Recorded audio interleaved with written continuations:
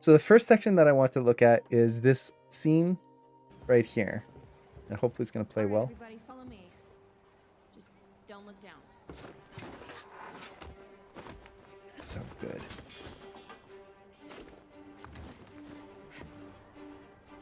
Okay. So just that first beginning there, that jump. And let's actually frame up our section here. So it's a jump. But it was so cool. There's so many elements here that I just absolutely adore on how they made this character go from one rooftop to another. And we can go into all sorts of different things, but one of the main things that we'll just start with is the breakdown of the action here, where the character... One of the things that... I know, Zaven. It's one clip, and it's already like, oh my god, this is incredible. I know. Like I'm even trying to... Okay, I'm going to talk about one thing, and as I'm scrubbing through, it's like, I must mention all these things. There's so many things to talk about, but we'll try to break it down as best we can on why this is so amazing. So one thing I love about this is the way the character transitions from multiple phases in the animation. So you have the character at the top. I would call this like phase 1 or beat 1 right here. And we're looking at Vi right here, the pink-haired girl. She starts up at the top, right there. As she goes through the scene, she transitions into sliding down the rooftop, jumping through the air, and then swinging down across right here and dropping. And we're just going to look at that first scene. Now, as we look at this scene, one of the things that I love is how she transitions through that smoothly, but each moment feels unique, and it doesn't feel like it's all just kind of one mushy animation. It also doesn't feel like it's completely separate. This is actually something we tend to see a lot in student work at when we teach animation, is students, and we fell into the same trap a lot when we were younger and learning animation, is there's this kind of leaning towards one side or the other. All the motions tend to flow into each other, and the characters just never stop and just move and move and move and move. Or drifting, essentially. Yeah, just drifting. Or the characters will move in a very stilted way. So they'll do one action, do another action, do another action, and it's very boring and what we tend to call pose to pose. The character feels like you move from one pose to the next. Here, they don't do that. They have this beautiful natural style to the animation, which I just love. The character feels organic and just beautiful.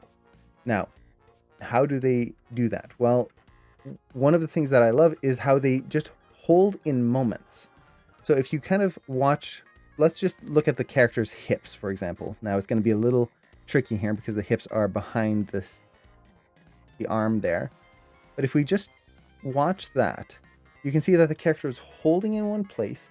They jump out, and as they reach the top, there's this nice little hold right here. Nice bouncing ball hold. And as they come through, they shoot down beautifully. Slide down, hit this pose right here, and they get into this nice crouched pose. And you can see that the hips have pretty much stopped. And I think I missed a few frames. There we go. Yeah.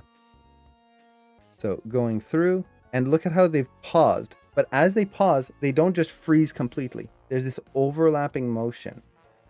Once their legs and hips have essentially hit this guardrail, which I want to talk about that in a little bit.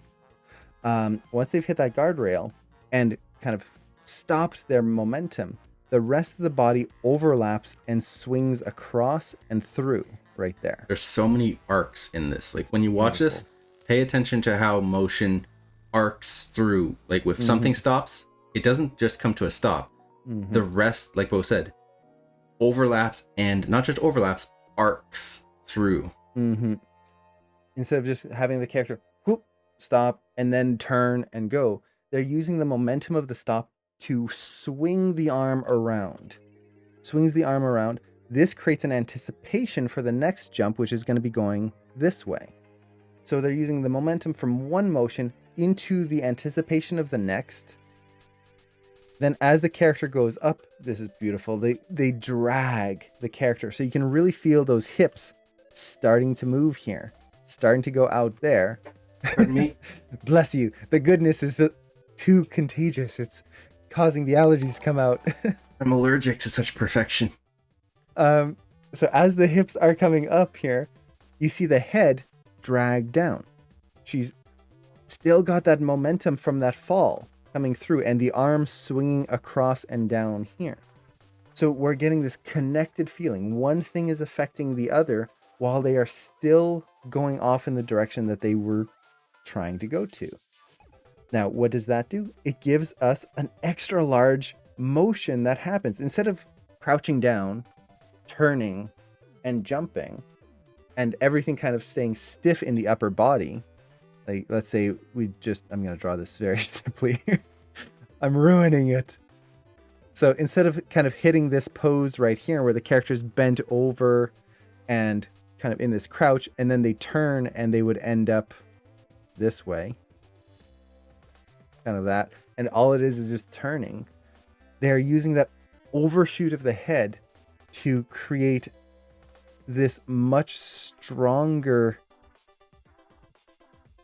overlap. You can see the shoulder is up above the head right here.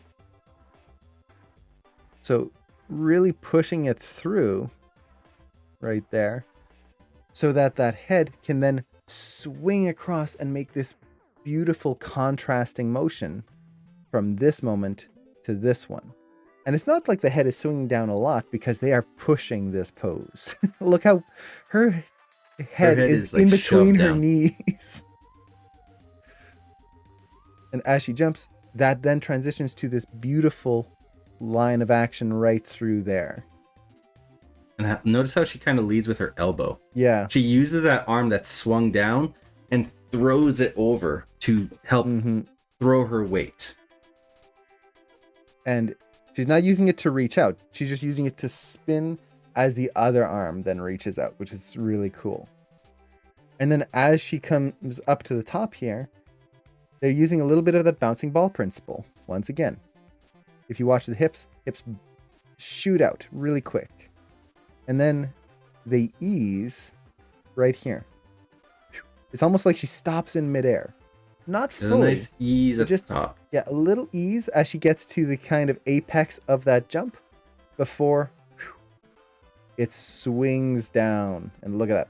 And then at this point, it's basically the pendulum assignment. Yeah. Like if you guys are an animation mentor and you're doing the pendulum assignment, there's your block. This is the pendulum assignment. Yep. And you can see that going through here. Throughout all of that swing is the pendulum. So a lot of this is just thinking of where the motion and where the momentum is coming from and then pushing this through. Now, I want to put a quick announcement here just for everyone. Cameron and I have a habit of saying just. Yes. The way we think about it is when I say like, oh, it's just the bouncing ball. It doesn't mean, oh, that's easy. That's nothing. Anyone can do it. It's breaking it down to its simplest form. That's what it is. On top of that, there's all the extra stuff, which is like mind-blowingly complex. So I just want to make it clear that we are not saying that this is a simple thing to do and that anyone can do it. Anyone can do it. It takes a lot of work. And it's taking all of those principles that are simple on their own and putting them together to make something unique and whole and just awesome like this. So we get this beautiful swing. Now, one thing I really love here is the way she lands. She's not just landing and her arm just hits the surface and stays there and then just sticks. Something that I love throughout this show, and it was something I was always like, whenever something would contact in this show, I was always just looking at it and like, how did they do it? How did they do it? What details did they put in? Very rarely in this show do they get sticky contacts. Sticky contacts is something you see a lot of in student work. Again, Cameron and I were guilty of that a lot when we were students. That is when something hits the ground, and the moment that it touches the ground, it sticks to it. You see this a lot in foot contacts, where the heel will touch the ground, and then it'll just pivot from that very specific point and never slide. We don't live in a world covered in glue. We could if we wanted to, but it would be very uncomfortable, and people would wonder, why do you have glue everywhere? We tend to slide a little bit. Sometimes it's very little, sometimes it's quite a bit. I actually had that happen to me yesterday, where I was walking on the floor with socks on, and I hit a patch of floor that was a little bit, like, I guess, waxed a little bit more than the others, and one foot definitely went out way further than the other. And I almost did the splits, which I cannot do normally, so yeah, that felt great. Our feet slide. Things slide. Things can adjust when they hit something. So when her arm hits the ground, or the ceiling, the overhang, it doesn't just glue. It hits there, and you can see the arm here hits, and then it continues to bend in this way as the elbow slides forward. So you have this nice action where she's reaching out and she's doing this. So it reaches out, slides. That portion of the arm that's on the surface is trying to hold herself stable as her momentum is pushing the elbow forward. And then from there, the continued momentum and her weight pressing down on it is pushing that elbow over and across right through there. There's all beautiful. That momentum in your torso sending that shoulder over. So those types of little motions really help sell the realism of these characters. They don't feel like they're just gluing to a surface or locking off. Now, does that mean you always have to have things sliding all over the place? No, because sometimes touches, like if I was going to put my hand on my own face here and it's not going to slide around and do something like this, I can do that and pivot from that point. There's just going to be micro adjustments in there. Mm-hmm. And something else to keep in mind with stuff like this is skin is movable.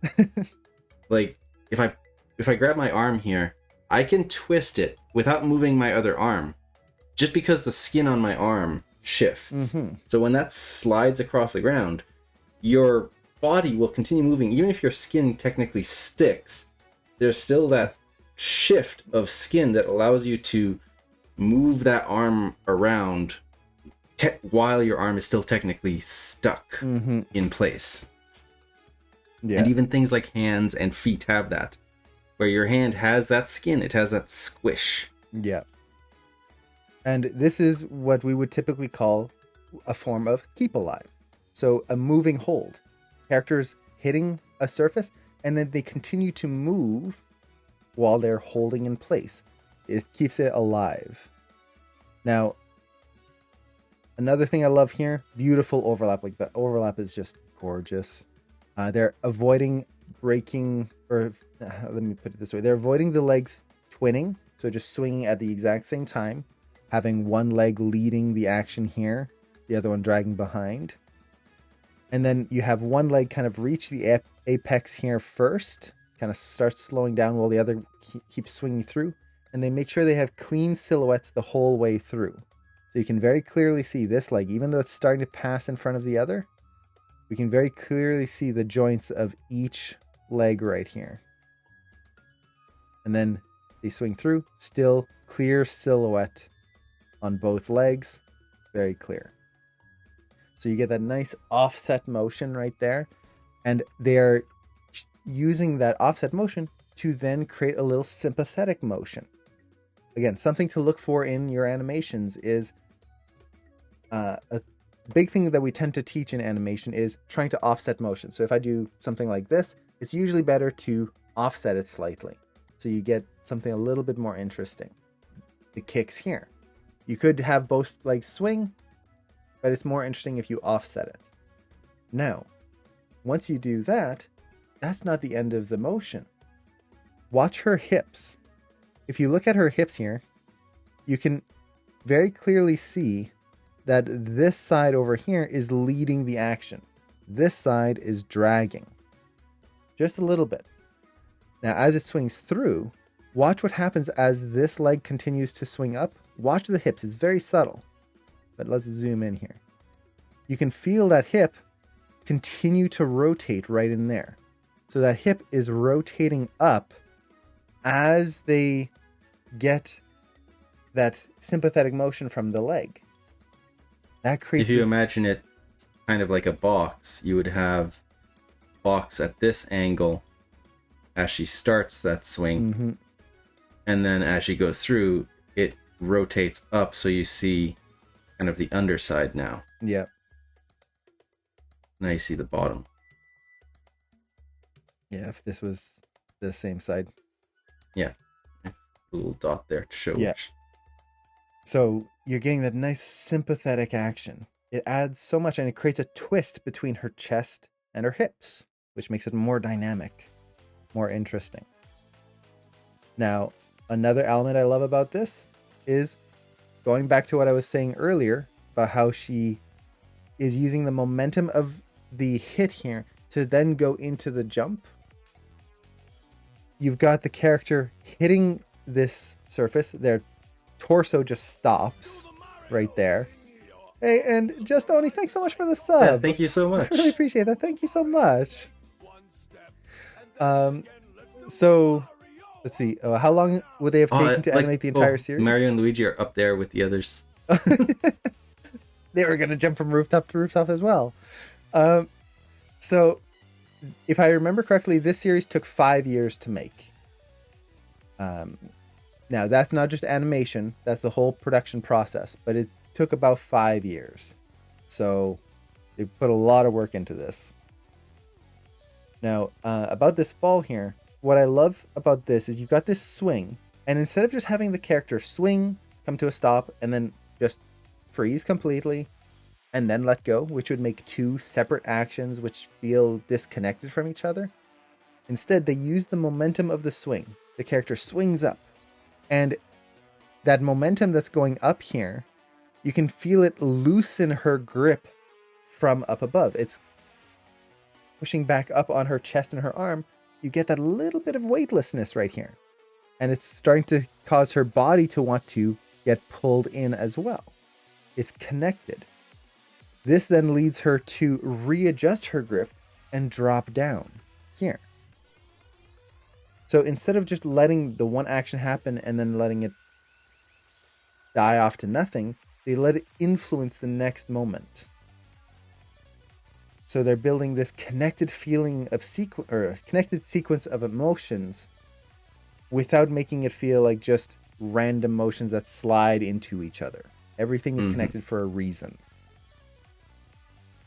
Now, as she falls down, they lead beautifully with the elbow right here once again.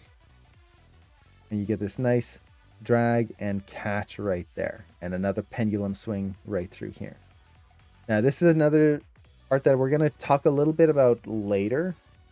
But in general, one thing that we tend to see with student work is grips that feel too... Well, there's two different variations. They're either too fast and mechanical, where things just kind of and lock onto a surface, and that's it. It's just kind of... It almost makes me always think of a Lego hand, just locking onto a surface. Yeah. Or it's super slow, and someone will like hit, and then the fingers will slowly wrap around the object. And it's too slow.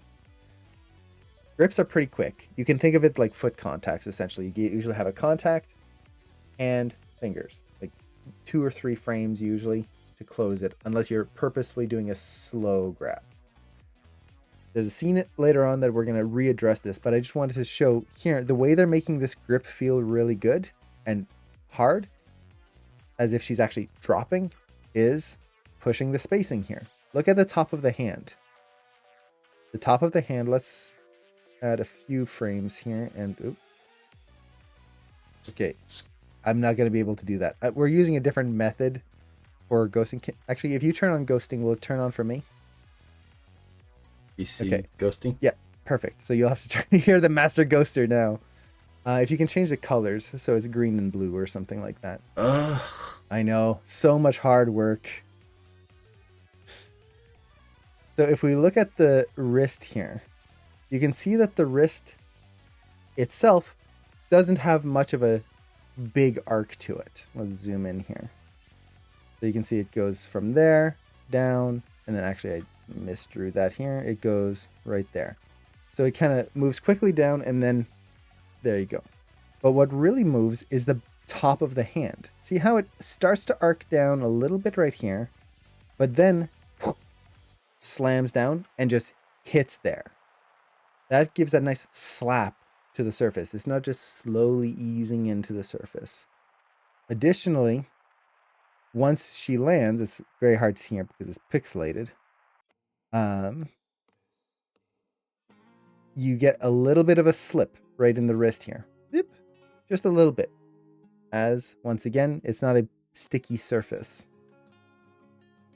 You get that nice contrast there, as well as the nice contrast in the elbow getting bent, and then nice and straight right through here.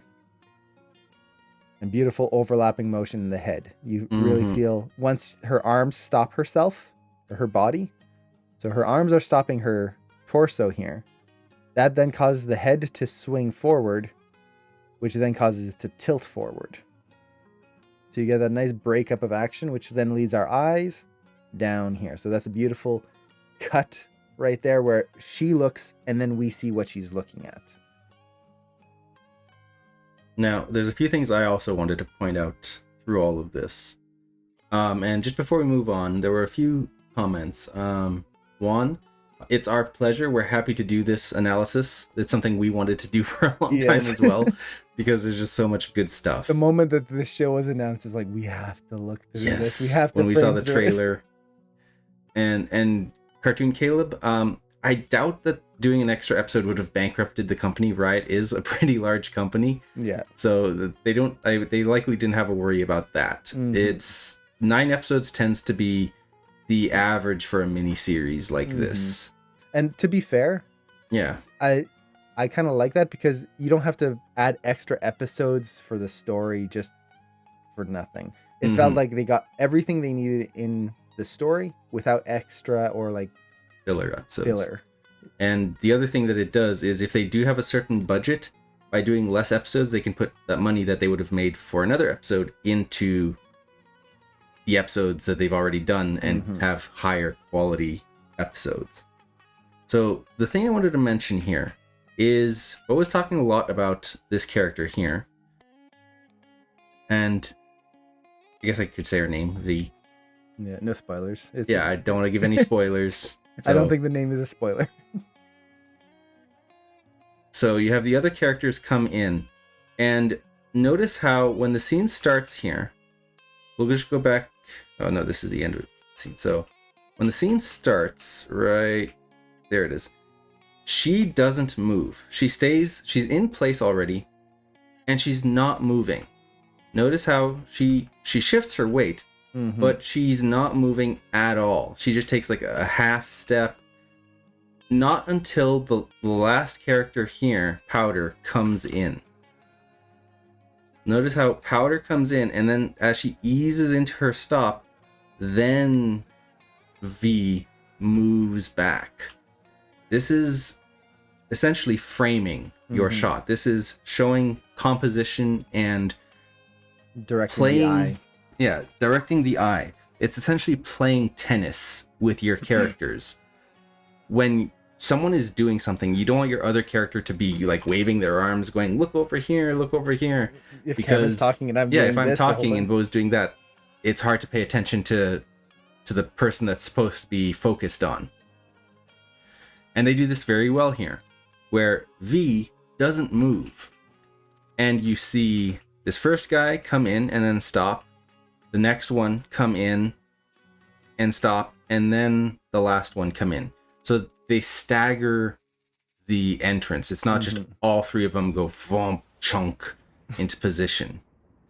And they treat the three of them as a mass. They treat them kind of as one person. You can almost see it like a body with the arms coming in and settling. They're creating overlap with the characters. When you're animating groups of people, you want to treat them almost like one person, one mass. An entity. Yes, an entity. So when you look at their framing, they're framed up very nicely. They're not just all even. It's not like you have one person here, and one person here. Mm-hmm. They frame them up. One is very tiny, one is very large, and then a medium. Yeah. So you have like small, large. That was supposed to be an M. I'm trying to figure out what letter it M. like that swoop was going to be. Yeah. And they vary up the heights, the widths, the positions, Mm-hmm. eye direction. But then notice that as the focus moves towards V, the camera also does a very slight Mm-hmm. pan over to her as well. So it's telling the audience, okay, everyone, look over at this thing in this direction. It helps lead our eye. Now, just before she jumps, look what happens. Powder turns her head over. So she's looking away, and then whoop, she turns her head. And this is right when V goes to jump. And all the characters start moving in this direction to lead your eye towards her. Everyone is essentially moving into this direction to help you as the audience focus on this area. They come in tighter, they come in closer. They're all looking in this space. All of their eye direction is looking into this area where she's going to be. And then as she goes, throughout all of this movement, look how much the background characters don't move. They have slight adjustments, but like this guy in the front, he moves his head just a tiny amount. He doesn't move at all. There is just very subtle, Just a little keep alive on the head and the arm. a little keep alive on the head, a little keep alive on the hand. He tightens his hand a little bit. The other guy here shifts his head, angle, tilts his body a bit, but it's not a lot. Mm-hmm. All of the action that's happening is on V right here, because that is the important character right now. If you had one of the top characters doing a little jig up there and dancing, It would be super distracting. oh yeah. Now another thing I really love, just kind of on your note there, like you had mentioned how everyone is, as she's anticipating, everyone kind of leans in. Mm-hmm. But then as she jumps out here, you can see Powder Lean out. lean back out. It's almost like a reaction from the jump. Like the jump is so powerful. It's like pushing her back, but in a, like not a Well, it's doing two explosion things. way. It's one, like Bo said, giving that extra. Like if she just pushed off and nothing happened over here, it would feel less strong. But the fact that it visually pushes Powder back gives you the feeling like, ooh, that was strong. Yeah, it's a visual contrast. And number two, what it does is it tells you Powder's state of mind. This guy, totally confident. He's not even phased. This guy, a little nervous. You can tell by how much he's shifting his weight and kind of moving his head. Maybe curious. Yeah, I think more curious would be a better description. Or maybe aloof, like he's not really paying attention. Like he has a very distinct difference between the first guy here. But Powder obviously is nervous. The way she comes up, she has her arms tucked, which She's tells kinda you got she's that hunch nervous. To her, just a And- little bit. Yeah, and when she jumps, notice how she uses her arm to kind of protect herself in a slightly fearful way.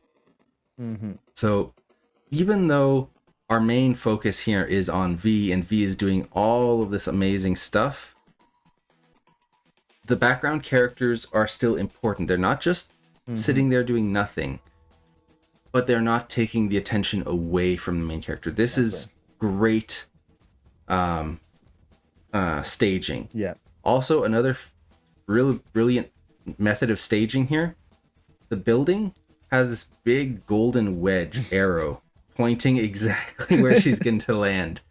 There's no other golden triangle on the rest of the building. It's right there so that your eye, before this even starts, you already have an idea that something might happen here. Mm-hmm.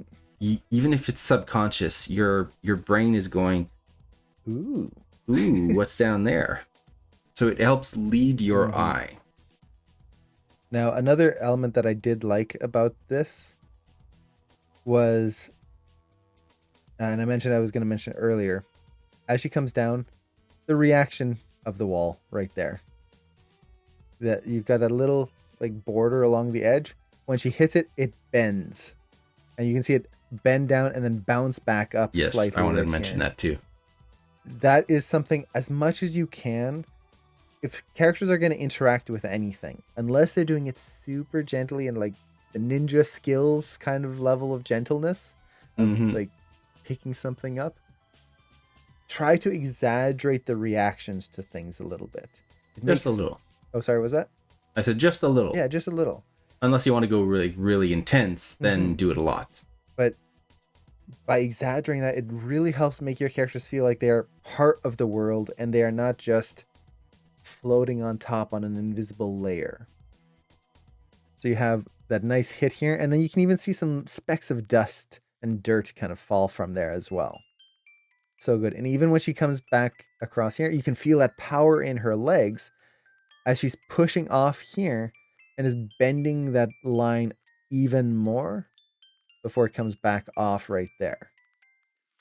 Now, the other thing it does is it adds contrast. You can see what the materials are. This is a slightly metallic, like Eaves trough kind of type thing. This didn't shift at all. It's heavy stone. So you don't want that to shift around, or else it'll feel like the building's going to collapse. But when you can, try to add those in. And really be mindful of what your materials are made of, what your objects are made of in this scene. That's it. Like Bo said, like if this didn't bend, we might have thought this was the same stone as this. It would have given us that same feel. But the fact that this bends and the way it bends is obviously metal. It's not wood. It didn't splinter. It didn't buckle like wood. It doesn't crack like stone. It bends like a thin piece of metal. So go ahead. I was just going to say, so with that, the only other note that I wanted to give here was kind of building off of something that Cameron had mentioned about the characters here and the way they laid them out.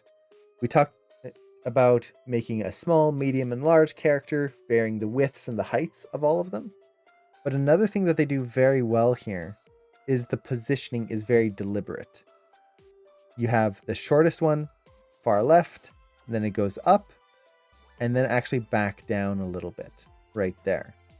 So this creates this kind of flow where you look at these characters and your eyes get led across and then back down. And that helps with most of the entire shot here, where you can see leads us right back to her. And then even after she does all of this, it leads right back to her. If the tallest one was over here, it would lead our eye up and away from the character. Yeah. So they were very deliberate on where they put these characters and why. So that's the first shot. How long did we spend on that? Yes. But I'm not going to apologize for taking a ton of time on this show. This is something we might even do like a second one of these just to dig deep. Because we've got a lot of clips. So just before we move on to the next clip. There's a few questions. Yeah. One was a personal question. How are both of you mostly on the same page of understanding and explanation? Explain concepts a similar way. Your approaches are the same. How have you built this compatibility? 30 years of being twins in the same house. That's pretty much it. If you stay around someone for over 30 years, you get to know who they are and their mannerisms. And you tend to pick up on some of them too. Especially when you're raised the same way, grew up the same way. It makes it very easy. Yeah. And then there's another question here. Yes. I've noticed in medium shots and close-up shots, looks like they have used very few controls on the rigs. Maybe head and chest and some nice breath, and it looks awesome. Head movements are so real and original. It's great how simplifying could make even the shot look better. Exactly. Concentrating the audience just on one movement. Yes. That's one of the big things. And we'll look into there's a few close-up shots here. And we'll talk about that in a little more depth. Yeah, but honestly, it's exactly what you said. Instead of having the characters wiggling around and doing all of this type of motion, they keep things very still and focus on creating believable motion in the things that will move, and then creating sympathetic motion. We'll dive into it a lot, but you'll notice that when one thing moves, it affects everything it's connected to. And that's one of the biggest hurdles when you're doing believable anything, body mechanics, facial mechanics, acting, lip sync. When things move, everything else gets affected in certain ways. So, yeah, it's really cool. Now, Goki mentioned, how is a shot like this planned? V's movement alone seems really complicated to construct. So that is definitely something, when you look at a shot like this, it can seem really overwhelming. I remember when I was a younger animator, looking at shots from like professionals in the industry, it was like, oh my God, how do they even plan all of this? There's just so much. Did they just like poop out this amazing piece of art just in one, like, blah, done, beautiful, like, just brush it off a little bit and it's gorgeous? No, that's not how it goes. There's so many iterations to things. It is incredible. Yeah, and the thing is, you start off simple and you add more to it. So this animation, you can kind of boil her down, like Bo drew here, into a bouncing ball. Just imagine a ball going through this, bouncing up, coming down, sliding, nice across, nice quick, boom. Again, ball speeding down, smoosh. It absorbs and then kind of sticks on this edge and goes boing and comes back to its shape. And then comes over, stretches out, and then once again shoots off into the air. Hang time. And here the ball comes through, but we've essentially attached it to a piece of string attached up here. And the ball just swings through. This is literally it. You can break this down into just a ball going through this exact same motion and get the timing, the spacing, the basic feel. beats of it. And then from there, it's just adding the extra stuff. Like, we'll add a torso to it. And now we have a ball with another ball on top of it. And this ball maybe has like these extra points on top so you can see the twist. And we just start going through that. And how does we now have this ball here with another ball, like, yeah, and you can feel overlapping, stretch and overlap. And you can build it up that way. Or you can also just see it as the arms from there are attached to this ball and they drag behind and it just drags through and overlaps. So there's a lot of different ways you can approach it. But the big thing is coming up with a core idea and then just iterating on it, pushing it. The first pass is always going to be less impressive. And then as you go, you add more, you push it more, you make changes. And you do a lot of research to begin with. I'm sure, like, when they were doing this, they probably looked at a bunch of parkour videos, looking at how people slide across rooftops. How do they jump? What poses do they hit? How can they make those poses really read clearly? And then how can they use that and exaggerate there? So a lot of it is taking your time to plan, looking at your reference, trying to come up with unique ways your character can interact with the world and the scene that they're given. So here, for example, having the metal bend. That's an interesting way that the character can interact here. She could have just jumped right onto that railing and into the balcony area. Oh, there's a ledge right here. Maybe I can have them hang on there and then fall. So you look at the world around your character and think of how can you use that to your advantage. That can add a lot to things. So yeah, it's just essentially try to break down the actions, try to simplify the character from all the little details and just see the bigger, I guess you could say, simpler motion of the entire action. And another thing, and this just goes for everyone who, especially if you're starting out, it doesn't happen overnight. No. This is building up and keep pushing and keep progressing, keep improving. It's the first idea you have in the first few versions, it's gonna update, and that's normal. You're not gonna have like, done, this is my perfect idea, all I have to do is animate it now. Yeah, it doesn't come out instantly in one finished piece. Yeah. So with the next shot, there are a couple of things I wanted to go over with it. Yeah. You start this time. Yeah. Just gonna set the frame range here. And we'll do this whole jump. Yeah, nice. I love that landing. Yeah, 2 or turnaround there. Yeah, up until here. Okay. So play it at speed and then... Yeah, so we'll play this through. So she lands on the railing, jumps, and turns. So just before we go into it, one thing I want to mention is notice how she drops down here, and as she does, her feet swing back to screen left. Mm-hmm. And as we cut the shot, see how her feet are actually off the railing here. Like they're above the railing here, now they're off the railing.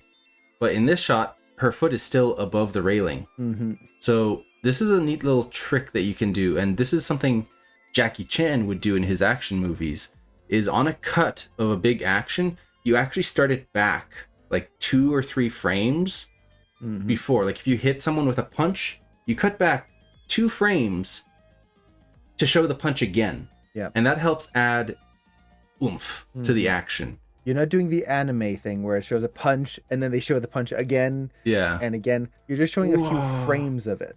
Just enough that you feel it, but you don't actually see the punch happen like multiple times, which is a different and useful technique for other things. So with that, you see that leg swing through again going screen left, and then her foot comes in, steps on the rail, and like we were talking about before, watch how she steps. Her foot contacts right here. This is the contact frame.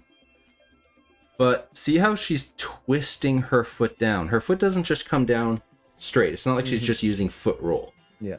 She's placing her foot and twisting it down in this direction, which helps her get her hips over. So be mindful of your foot twisting as you step. It's not always going to be straight. And then big swing through again, continuing that momentum. This is a big thing. She continues her momentum through all of this.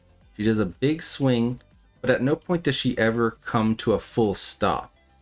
She drops down here, but even though she's dropping, she's still swinging through in this direction because she's got this big heavy bag and she's got her body weight still coming through. It's not that she comes here, steps, takes another step, comes down, where it's very stair step kind of feeling. It's smooth, and the weight and momentum carries through. Yeah. Now, actually, just a note on that before you go too much further, just because it's what you just mentioned. One thing that I love that they're doing is if you watch the hips here, it doesn't just feel like one boring motion. It's not just ease in, ease out, done. It has a pause in the middle. If you watch those hips, it go over, pause, over. So it's kind of 1, 2. Yeah, continual motion, but there's an extra little hold in the middle. Now, how do they make that hold natural? They make it work with the motions around it. She's shifting her weight. So as she comes through, she swings across. This leg is going across right there. Her hips are coming over really fast. As she steps, if you can imagine that leg, as she steps, that'll slow down the hips right there. She's taking time to put one foot in and take the other foot, shift her weight off of it. And then once she takes that weight off, then she swings again through. As soon as this leg is no longer holding her up, that swings the hips again. So there's this beautiful connection where even though we don't see her legs, we can feel how she is moving across the scene. So that is just a beautiful like little addition there. And then as she comes to a stop, they don't just freeze and stay there. They go over and then overshoot back and then her settle in. arm overshoots the other way. Mm-hmm. So something else I wanted to mention here is her hand. This is something I see very often in student work. Something, again, Bo and I did plenty of times when we first started doing animation, is constraining hands to objects. Oftentimes they just lock in place. Yeah. And you just leave the constraint there and it just stays completely frozen on the object. That's a great way to just kill your scene. Yeah, she's grabbing on this railing, but look at how much twist there is. As she shifts her weight, you can see her readjust her fingers here. And then as she puts more weight on it, you can see her hand actually slide a little bit as she kind of swings out in this direction. So even though she's holding on, there is still slip. There is still shift happening. It's a very key thing. And to make it not feel like her hand is just sliding around and not actually holding, you have to once again tie it to the motions. If she's swinging across, that's going to pull on her hand. If she's adjusting her elbow and her shoulder, that's going to adjust her hand. Think of how those things will work with each other. And Juan, do they break the arc sometimes in some parts to look more real? Like nice arcs versus more linear jerky movement. So that is kind of a tricky thing. Like, yes, technically they are air quotes breaking arcs in some ways. Like if you look at her elbow here, it doesn't move in a super clean, beautiful line. Her elbow comes down really hard and then kind of like shifts over. There's like kind of this, like an extra shift there's like this extra shift out as her body stops and her arm does this extra hard swing out. So the arc is still there. You can still see the arc. But arcs aren't always going to be clean. This is an important concept in animation is when you talk about arcs aren't going to be perfectly smooth all the time. That's not what arcs technically are. Arcs are directionality and flow in movement. But that flow can have a jitter to it. It can have a bit of a hitch, depending on what happens. You don't want that hitch in a movement that's supposed to be smooth. Like if I jump through the air and I just suddenly freeze frame, or like shift over to the side for some reason, and then come in the back, air and then you jump down and you continue, like that would feel a little weird. If I jump into the air like this, and my jump has like like that would feel wrong. But in this case, her arm, which is swinging from this joint, comes to a hard stop and does it's bouncing shift off of her body, essentially. Yeah, it's essentially, like Bo said, bouncing off her body. So it's a very jarring motion and thus would have more of a shift that you see in that arc. So that is something to consider. When we talk about arcs in animation, it's not always going to be super perfect, super smooth. Arcs can have slight wobbles. You just have to be aware of why they have them. And then like V was mentioning here, the smoother an arc is, the heavier the object is. It essentially means that it's taking less influence from things. If her arm, let's say, was just made out of metal and is just this huge, heavy thing that swings across, it's not going to bounce off of her hips. It's going to slam into her hips, and her hips are going to be the things that react. The arm is going to move in a nice, clean arc. So if it's very light, it's just going to bounce off. So you can use the arcs to show how much something weighs and what its, I guess you could say, its physicality is. And R. Craig mentioned, recently failed my body mechanics class. Any advice on how to get over disappointment? I have a few things on that. So when you fail a class, like for example, if you're an animation mentor taking body mechanics and you don't pass class 2, passing a class does not mean you are or not passing a class does not mean that you are a bad animator. It doesn't mean that you are not succeeding. Animation is difficult. Oh, yes. Animation is beyond complex. Animation isn't just learning Word or Excel. Mm-hmm. Animation is understanding how the world physics works. Yeah, how the world works, how the physics of the world and everything in it works, how your body moves and shifts, and all these little details. Yeah, and then having to do it. It is an extremely difficult and complex task, and it takes time to learn that. So don't feel bad if it's taking you time to learn it. It just means that you have to kind of take a little more time to sink your teeth into it. And we've been in AM for 10 years now.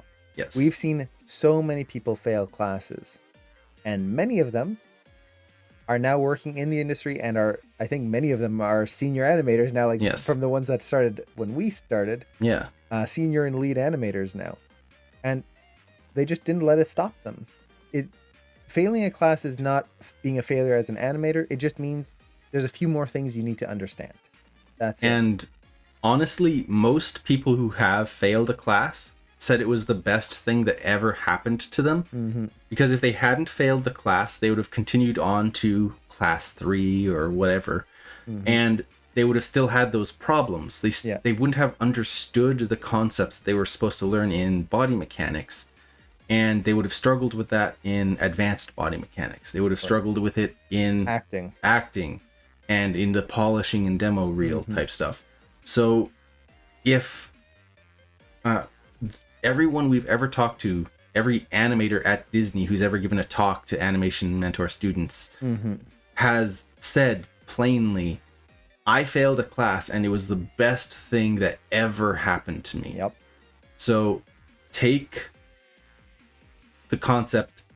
I don't like the word fail. No. It doesn't come out sounding it's like everyone's right. talking about here. Failure is something that we're taught in regular school and so many other things in life, that you failed, that means you're bad and you're a terrible person for not pushing yourself hard enough.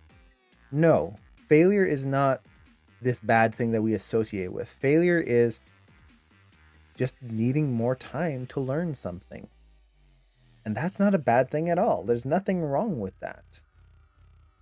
The key really is, if you we'll use the word fail because it's the word we're gonna just stick with. If you fail, you could say not pass. Yeah, if you don't pass a class, the key here is to understand, why didn't I pass? What are the things that I'm struggling with? How can I improve those? If you understand that, now you know where to go. The most common issue we see with students not passing a class is that some will not pass a class and then retake without figuring out what it is that they were struggling with, and just hoping for the best and maybe this time I'll pass, but with no understanding of why. If you're doing that, that's the only time that this not passing is negative, because you're not advancing yourself, you're just spinning in place. So you're kind of waiting for someone else to tell you what to do. It's, as an animator, it's important to take time to step back and critique yourself. Animation Mentor is very big on giving critiques, both mentors giving you critiques, you giving other student critiques, other students giving you critiques. Feedback is an important part of the animation industry, and part of that is also giving yourself a critique. And that doesn't mean being hard on yourself and being I suck kind of thing. No, be honest. What is missing from your work? Critique yourself like you would critique your friend. Yeah, look at your work and critique yourself. What is missing? And that kind of thing will help you understand where your weaknesses are and help you address them. Mm-hmm. So hopefully that helps. And if anyone else has questions on that, definitely let us know. Yes. Because it is a very important topic. As animators, failure is going to be, I don't want to say a day-to-day thing, but it's part of it. We're going to try things and it's not going to work out. We're going to work on a shot and it's not going to work out. Even when you're in the industry, shots are not going to work out. It's part of our day-to-day life. And we have to accept that that doesn't mean that we're bad at what we're doing. It's part of the process, part of learning. And we're constantly learning. It's one of the fields that you never stop learning. So that means failure never really stops either, which is kind of sad. But once you learn to embrace it, it's not a bad thing. Because failure isn't failure. Failure is learning new things. Yeah. It's part of learning new things is... Well, part of learning new things is learning what doesn't work. And you learn that by failing. What was that quote from Adventure Time? It was such a good one from Jake Dog about first step at being good at something is being bad at it. Yeah. Something along those lines. Yeah, that was Can't remember what it was. But it was, that one hit me so well because it's so true. Your first step at being good is being bad. Yeah, you gotta suck at something first. Exactly. So yeah, if anyone has questions on that, definitely let us know. But let's jump back into this because I just noticed something really cool. Well, it was something I wanted to talk about, which is on her landing right here. So she jumps. Actually, let's go over the jump here first. Just quick thing on the jump. Very simple, but just look at anticipation, like starting pose. She anticipates in. She doesn't just jump straight out. She leads with her shoulder again. You can kind of see that arm bending back. Yeah, the nice straight in that leg. Nice straight right there. You get that push off. Nice hang time. You can feel that bouncing ball mechanic in there. You feel the other arm swing across as the leg straightens. It's nice, beautiful. She's not just kind of holding a pose and sliding across the sky. Yeah. You can feel those weight shifts and that overlapping action. Yeah. So really nice. And what I like about this is I want to take a little time to talk about cuts before we get too far here, just because we've done a few cuts here. Talked about this one. So notice on the cut here, our eye right now, she comes around and we've been looking at her on the rail. So it's been kind of here that we've been looking. And then when it cuts, it pulls our eye out into this big open space. And we're like, wait. So if we play this up to speed, she flips around and we're looking in space, which you might at first think, well, that's wrong. We should be looking at her. But the reason why we're looking at this area is because this cut starts at 251 and then she's in the air at around 264. So that's 13 frames. That's just under half a second. Human response time is about a quarter of a second. So we just have enough time to process this scene before she's already in the air. So if our eyes were over here, we just have enough time to process it before she's already jumping across, and then our eyes have to shoot over. So by starting your focus here, you only have to do like a slight shift over this way to see her in your periphery, and then she's already going across. So you don't have to shift your focus around. It's kind of just in that area. Yeah, and not only that, if you watch this shot, our eyes are kind of focused on her head and then her arm. Her arm is the big thing that's moving here, and it's swinging back up and around this way. So even though most of our focus is here, we've got this secondary motion kind of swing back up, right back to this area. So regardless of what you're looking at, your eyes are going to be drawn to her, and without having a huge refocus in there. And actually, there's a few comments here. Let's go over that. So Lemon Master, thank you so much for the kind words. I really appreciate that. Yes. And then V, they are not afraid of having part of her out of frame in the pose she settles in. Yes. Right there. See how that elbow's out of frame? That's totally fine. That actually gives a feeling of realism because in a real movie, even through an all action this. shot like this, where the cameraman's trying to stay focused on the character, they're not always going to have the perfect frame up.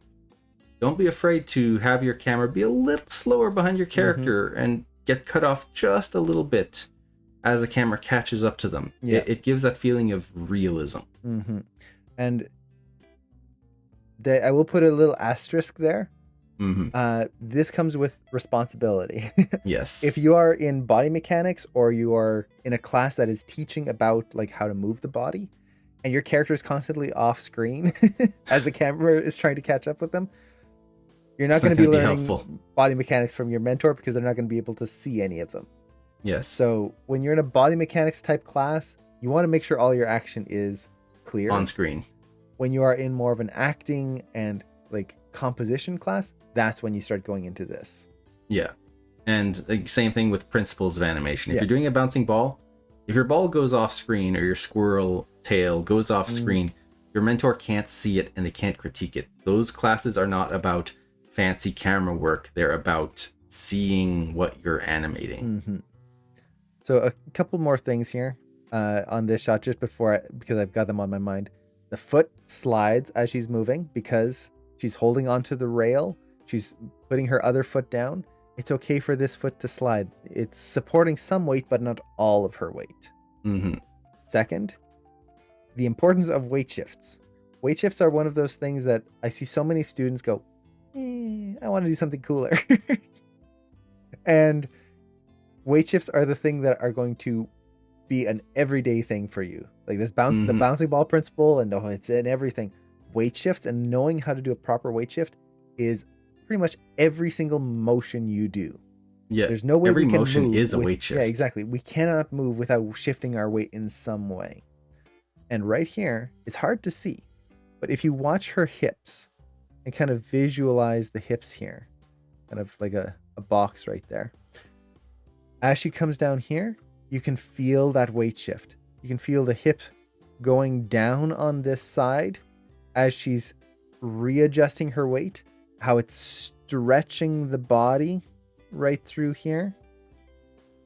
You get that nice adjustment. Even though we can't really see it, it's this top-down view, we feel it. And this helps make the character feel alive and organic. And she doesn't just kind of stop and slide across the screen. So get that weight shift understanding in there. That is huge. Take time. Even if you're doing assignments on other things, do an animation test on the side for like an hour of just a character standing in a nice pose and shifting their weight into another pose. Doesn't have to be a big weight shift, just literally an idle stance into another idle stance, and see if you can pull that off, or even just in that same stance shift their weight. And that's good practice to learn how to do that kind of stuff. Shoot video reference of yourself shifting your weight. Yeah. So now on this shot, I just want to talk a little bit about the landing because there's something very cool about it, which at first glance kind of goes against certain rules that you tend to learn about when you first learn about doing landings and things like that. As her leg comes in, see how it's bent here? And as she comes in, it continues to bend even more before she then contacts the ground right here. Now, so in learning animation, one of the things you're often taught is the hammer and nail analogy. Some people are taught it different, but it's essentially you've got a hammer here, you've got a nail, and as the hammer falls down, what happens is the nail starts to bend as the hammer comes down. Yeah. This is a common issue that you see with student work, is things will start to happen before they should. So the nail starts to come down like this, and then I apologize, these drawings are not to scale, and so you kind of get this where as it comes down, the nail is like trying to duck underneath the hammer. Yeah, it's starting to move before the hammer even hits it. It doesn't make sense, because how is the nail moving when nothing's hitting it? Yeah. So you have that thing where typically when you learn animation, we want to avoid that. The nail should stay straight until the hammer hits. And in this case with her, well, there's another her leg should not curl in before she impacts. The other element is that we're usually taught that on an impact, you want it to be straight before you bend so that it creates a better force. So for example, on a vanilla walk, the contact frame, the leg should be straight and then bends. That creates a better and more forceful impact.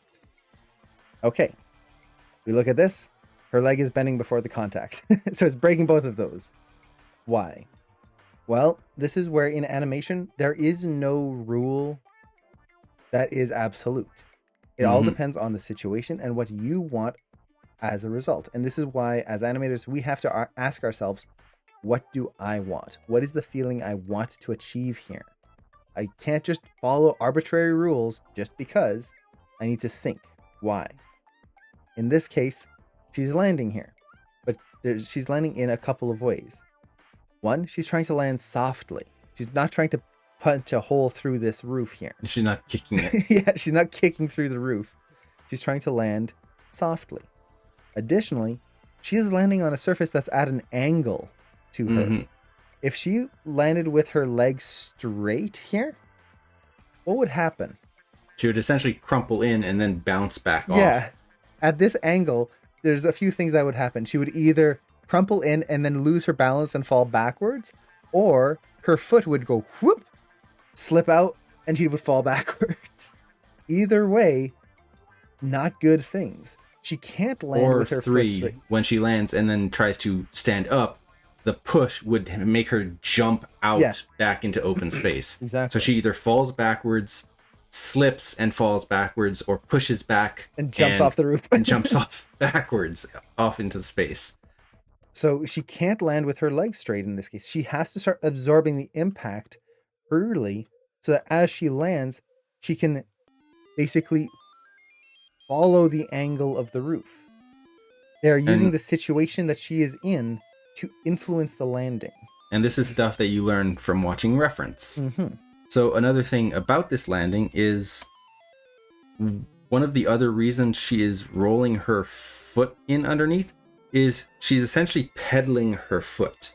She's bringing her foot back and around to get it underneath her, have it keep going back this way, to get it underneath her back this way as her body continues forward. This way, when she lands, see how her foot now is behind her body. Rather than being out in front like this, where if it was out here, she would shoot herself off into the air. She just tip backwards and roll. She just tip backwards.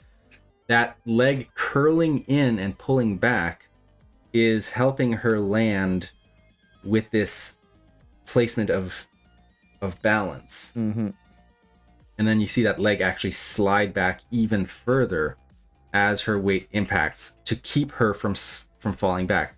She lands and puts all her weight on her hands and her feet here, her front foot, and uses back leg and shoots it back to anchor herself with a wider base. Yeah. Which is, again, you might not think of that unless you watch reference of people doing this. This is something you do subconsciously. She's not thinking of it. So this is just one of those things where you will learn rules in animation. You will learn these things.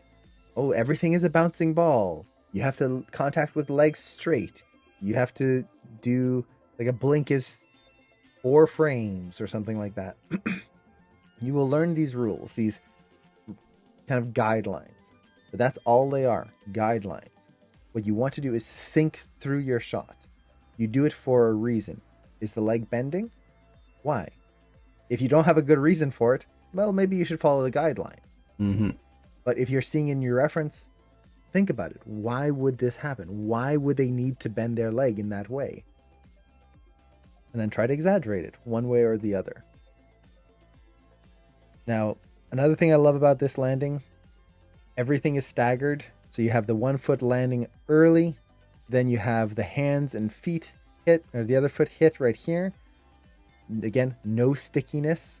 When this foot lands, it slides forward. When the fingers land, they slide outwards like that. You see the fingers spreading as they hit, which shows that nice weight. Like, look at that thumb here dragging back there, showing that resistance. She's trying to And grip just to the way her elbows like absorb in. Well, you can feel that weight like right there of the bag hitting her and pushing even further. There's kind of this double impact right there. The bag lands on her back after she lands. And bounces off. Which is just a bouncing ball, really. Yeah. Like, if you think about it, it's just whoop, Boing. splat, whoop, right there. It's a very soft bouncing ball. Yeah. Like a partially deflated ball. Mm-hmm. You get nice weight shifts in the hips. Like, look at those hips. They're not just sliding across the screen, translating. You feel that roll in the hips here. As she's putting more weight there, it's causing the hip to come down on that side a little bit. Just a little. You get that release here. You feel that reaction in the hip. It stretches the body right there. Mm-hmm. You can feel how tight it is right here versus there. Stretches out. One thing I do want to mention on this, because this is something I've talked to plenty of students about before. If all of your weight is on one limb, you can't move that limb. Like, if all of your weight is on one foot, you can't just slide that foot because your weight's on it. But notice here, she's on a slant. Her front foot is over here. Her hand's over here. All of her weight is behind those points. So all of her weight is technically on this back foot. How does it slide? How does she slide it here? It's because she's on a slope. The slope is what allows her to slide her foot back, because her foot is essentially just sliding down the slope. And you can see it's dragging her hips with it. Yeah, her hips would get dragged back with it. So, again, about breaking rules. The general rule is if you have your weight on a foot or a hand, and all of your weight or the majority of your weight is on it, you can't move it because it's planted there. But in this case, the slope changes that. And she does have her weight balanced between both feet. Yes. The other foot, I would assume, is probably like back here. So her weight is like somewhere between both. So it gives a little bit more range of motion. Yeah, it's not all on one spot. Now, Lemon Master, I'm not sure if it's possible to tell, but from your experience, do you think the animation on Arcane is done by motion capture or not? There are so many small nuances and small facial expressions that make me wonder about it. If I remember correctly, I believe it's keyed. I think it's all hand keyed. Everything. I don't know if they did any motion capture for this. So It's possible they did some, but it definitely looks like a lot of it was done by hand. There's a lot of artistic choices in some of the shapes and body poses that feel like it's not quite that it's not motion capture. And yeah, I would definitely say they took reference. Like, 100% they got reference. No animator should ever not use reference. Yes. Now, it doesn't mean that you have to use reference and copy it and like that. No, you're studying what you're going to animate. You have to look at something to understand how it moves. Yeah. And from there, you can extrapolate and move into something new. My favorite example of that is, and if you guys want to do this while we continue our thing, I challenge any of you here to try and draw a bicycle without any reference. Take a piece of paper, open up a drawing program, and draw a bicycle in a minute without any reference and see how well it comes out. Yeah. How accurate is your bicycle going to be? Yeah. Then look up some pictures of a bicycle, choose the type of bicycle you want, and then draw it. Because you'll find out that the bike you drew isn't even on the list of types of bikes that there are. So once you start looking at reference, you'll find the type you want. You'll find out, oh, that's how the frame is. That's how the handlebars connect. That's where the brake line goes. Yeah, you'll see all the little details. And you can use that to influence your drawing. You don't have to trace it or copy it, but you can use that to go, oh, now I can make a bike that's either the same, or I can use my newfound knowledge of bicycles to build my own sci-fi steampunk bike. And it could even just be like, okay, maybe I'll take my design and, oh, I totally forgot about the reflector light. Yeah. I'll put those in and make my own reflector light. You'll just notice things that you totally slipped your mind while you were drawing it. And then you can combine it with other reference, like look up steampunk designs, look up future tech, and then incorporate that into your knowledge of bicycles. And you can now look up Flintstones and see if you can create a bicycle for the Flintstones using their old car designs. One thing I just noticed here, you get this nice subtle motion of the jaw coming up, the head turn. So they're not just moving the head and body mechanics only, they're adding the facial motion in there, the jaw in there. It's very slight, but it adds this nice overlap to that face and kind of tightening nice settle as she looks over. Now, let's see. Did you have anything else you wanted to talk about on that scene? No, I think that was pretty much it. Nice. Yeah, there's so much squash and stretch, follow through. It's amazing. Now, it really adds a lot of keep alive. Let's see. I'm trying to think. We already looked at a bunch of the jumps, so we can just one quick thing I wanted to mention on the jumps here is just notice how everyone jumps differently. Yeah, that is a good point. Yeah. So she jumps with this nice controlled look to it. Like you can see, it's just this beautiful arrow going through. Full control. He jumps and it's legs out wide. Yeah, it's more chaotic. Like he's gonna belly flop. Yeah. Just so you're getting personality through the jumps. When you're doing a character animation, regardless of whether it's for acting or body mechanics, think of who your character is and how they move. Yep. Because if you're animating someone who's supposed to be like an Arnold Schwarzenegger, super tough, bulky bodybuilder type guy fighting, but the reference you're using is for a much smaller person, it's not going to feel right because they're moving in a way that's not who they are. You also have to think of their personality. Are they a bombastic person, a closed off person? Are they nervous? Are they confident? How would that affect their jump? Their current state of mind is going to be a factor. Not just who they are and how they are physically, what they're thinking. But how they're feeling now. So for example, we see him jump right there. The other guy just nice strong landing right here. But then with Powder, let's go forward here. I think we've still got the jump on her right here. Her jump, it's kind of hard to see here, is grasping. She's leading with her arm, whereas with Vi, she was leading with her leg. She was just stretched out, similar, but very much ready to land. She's jumping, and her legs are way back here. This is just like a blind dive for the other side. She's diving with her arms and not her feet. Exactly. And she'd managed to get around here, but now look, she lands with her feet forward, just like we were talking about. So they kind of bring back that imbalance. She's landing with her feet ahead of her body here, compared to the other character who landed with the feet behind her. And what ends up happening? Oh, she falls. Because she doesn't... Exactly that thing that we were talking about. She isn't able to get her body weight over top and ahead of her feet. You draw that line up from her feet. She's behind her balance line. It's a very important distinction, and they use that to show the difference between these two characters and how they are able to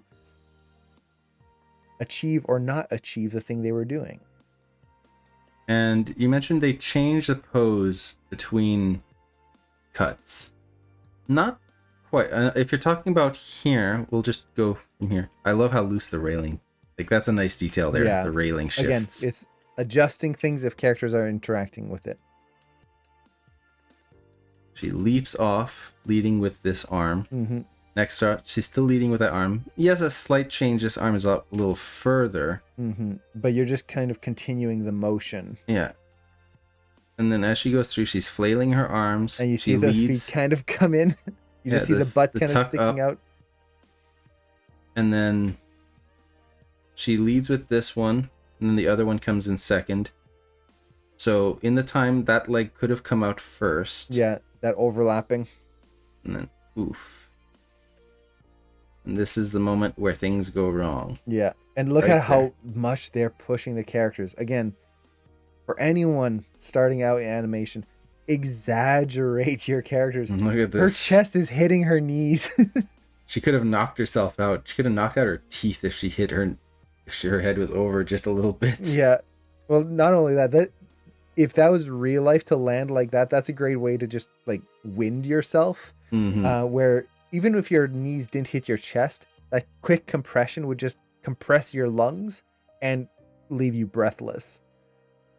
But they push it, and man, does it make such a great contact right through there. And I love the way she comes up. Like, her body is still coming down, but her hips are bouncing up. So everything at her upper body is dropping down still as her hips shoot up like a bouncing ball. And then her upper body kind of catches up. Yeah. And that's kind of the moment where she gets thrown off balance, is when she straightens out. Mm-hmm. I love how she reaches up. You can feel that arc of the hands go up, and then they start to go back out as she tries to balance nice herself. Little stretch. Mm-hmm. Beautiful stretch in the hand. A little bit of very a smear. subtle.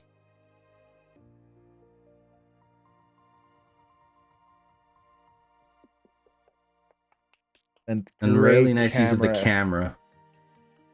The camera starts to spin with her to help sell that disorientation. Mm-hmm. I love that impact. Right Everything there. about Boom. that fall. The way they're stretching her face. She gets stopped right there. You see her arm stop. Her shoulder and then, reacts. Boom, the shoulder reacts here. And her look face. At how much they're pushing that face. Crunches into the shoulder. And then her head squashes as it ricochets off her shoulder. Mm-hmm. Her arm here is still continuing down while this one is stopped. Yeah. You can feel that twist in the body as she's under tension. She's not just kind of crumpling and like bending in half. Her body is twisting around this way, around this joint. Yeah, and her stomach, her hips are locking in place because everything's just seizing up. And then her head comes down and then bounces back up. Again, kind of like a bouncing ball. And then you get a pendulum overlap of the arm below her.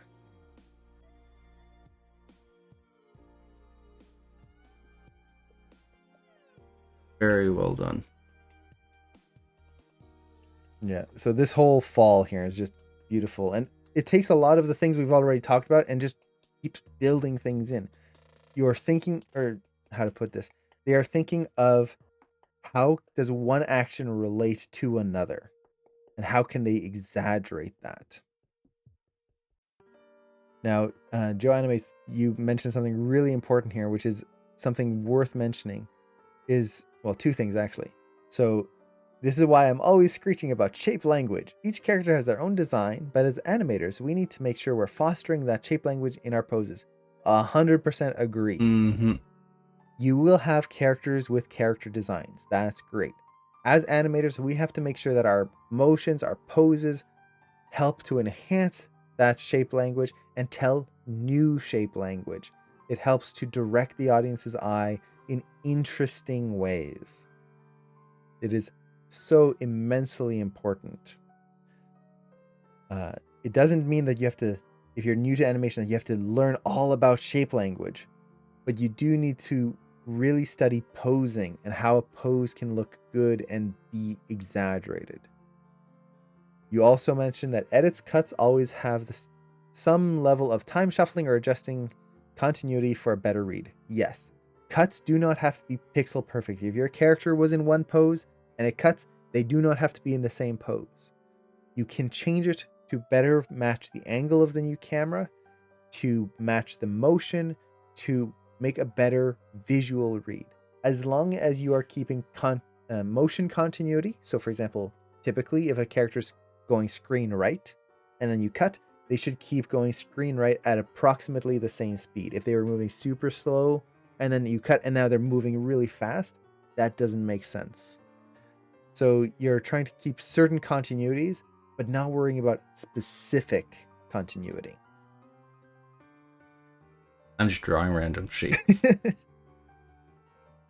And then V, you mentioned this isn't specific to this scene, but overall I love how shows like Arcane and Spider-Verse are embracing using both 2D and 3D instead of being that 3D versus 2D. Like we only have one once.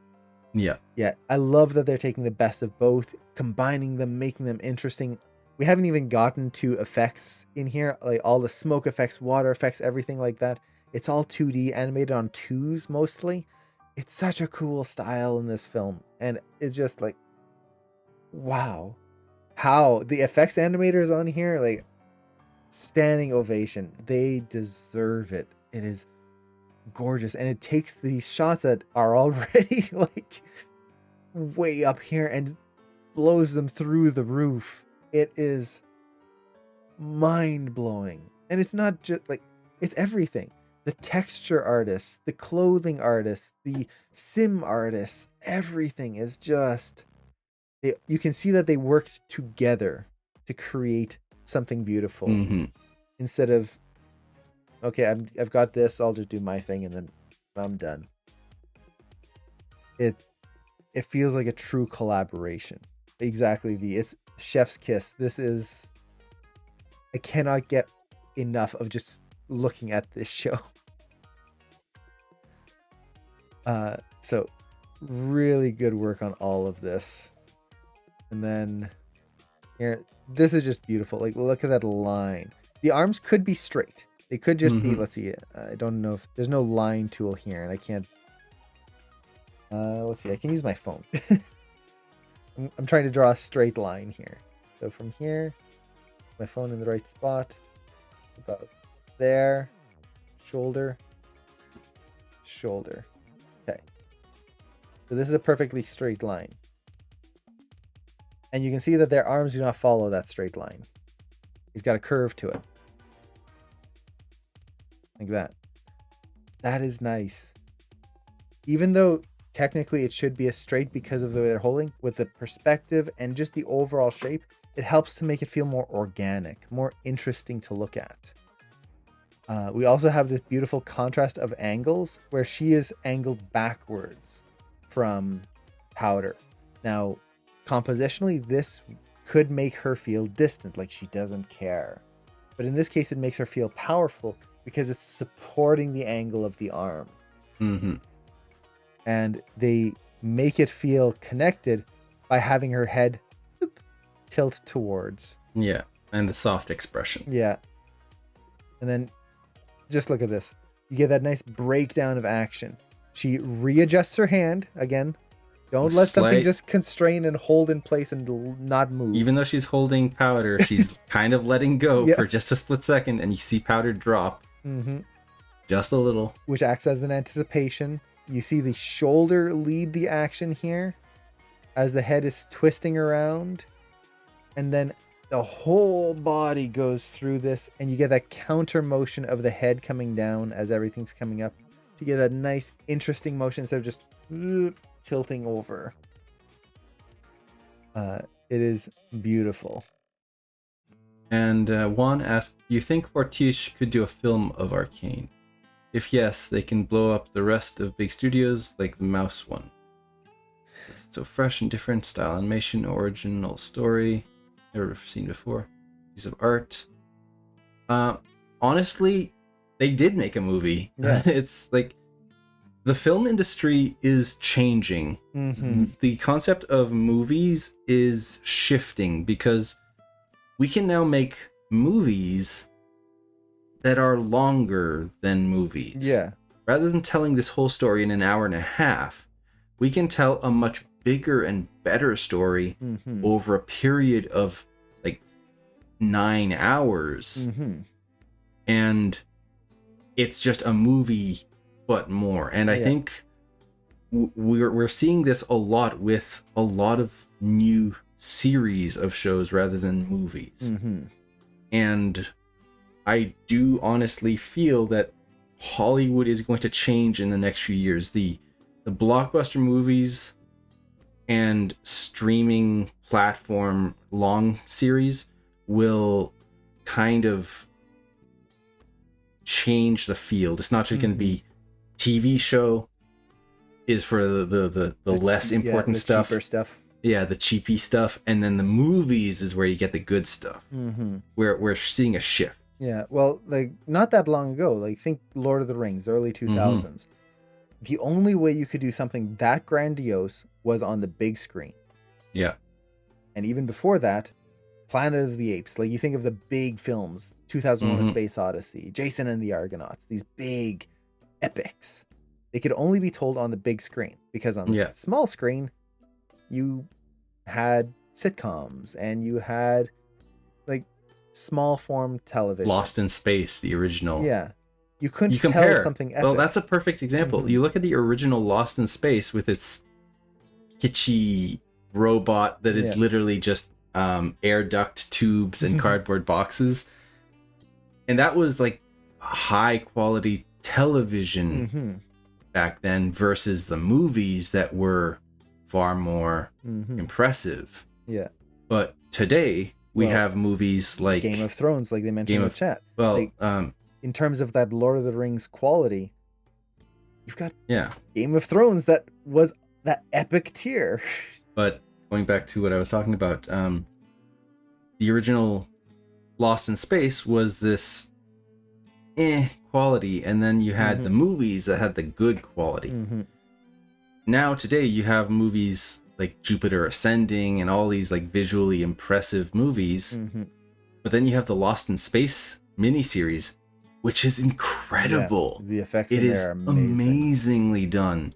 It is the quality of a movie. You would see that on the big screen, but it's a TV series. Yeah. So the difference has shifted, and there's almost no difference now. It's one of those things where it used to be, like Cameron was saying, you had TV and you have film. Now you have media, and it's just going to become more and more of that, where it's not about whether it should be a TV series or whether it should be a movie, like better quality. It's about what's better for the story. Should it be a short one-off, or should it be a longer series of stories?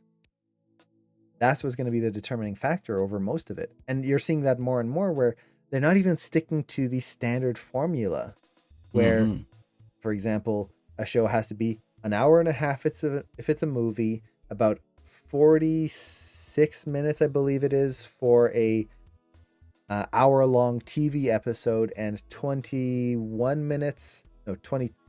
minutes, I think it is, for a half-hour episode, and 11 minutes for a 15-minute episode. Half hour. Now you're seeing shows that just change. Like certain episodes will be 40 minutes, certain episodes will be 50 minutes, certain episodes will be an hour and 10 minutes. It's whatever fits what needs to be told in that episode. And that's beautiful to me, because you're not restricted. Yeah, they're focusing on what makes a better story versus, shoot, I've got to tell this story in 40 minutes, but I've got like 20 extra minutes of very important things I have to cram in here. Oh well, make it fit. Or I've got an hour and a half and I've only really got something for 40 minutes. Gotta find some filler. Yeah, let's just sit on some long shots for a while. So I'm excited for what the television, the media industry is going towards in that sense. It's gonna be really cool.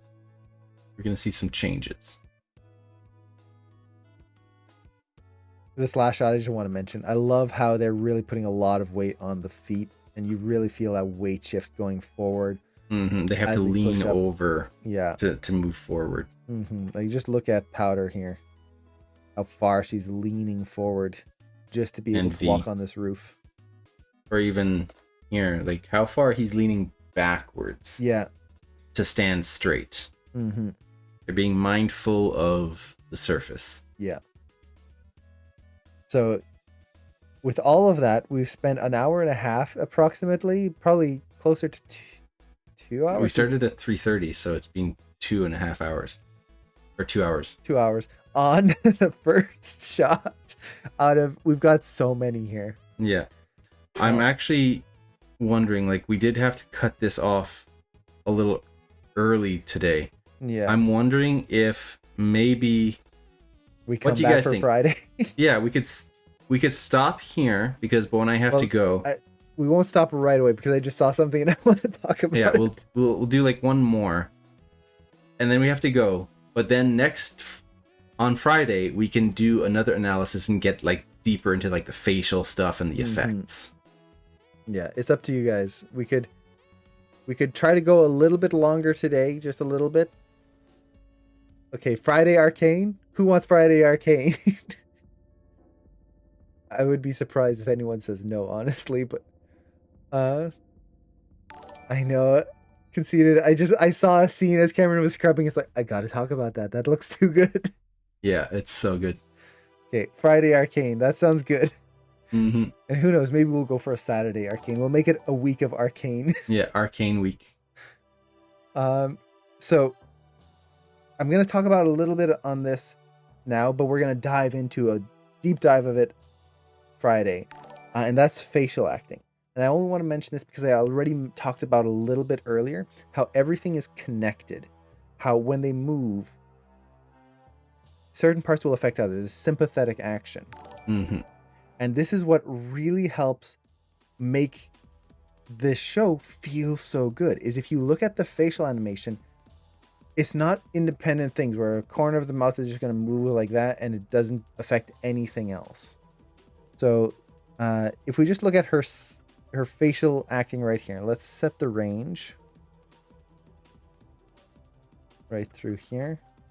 Great eye angles, by the way. Mm-hmm. So let's just look at that. Look at it. It's not much. It's honestly, no, it's just a super simple. Yeah.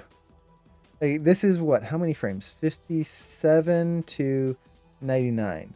So 42 frames. 42 frames. Less than 2 seconds. Most of you doing Animation Mentor are doing shots that are like 200 frames. So this is nothing. Yeah. It's also just the top half of the characters. You don't even really have to polish the feet or anything or worry too much about the lower half.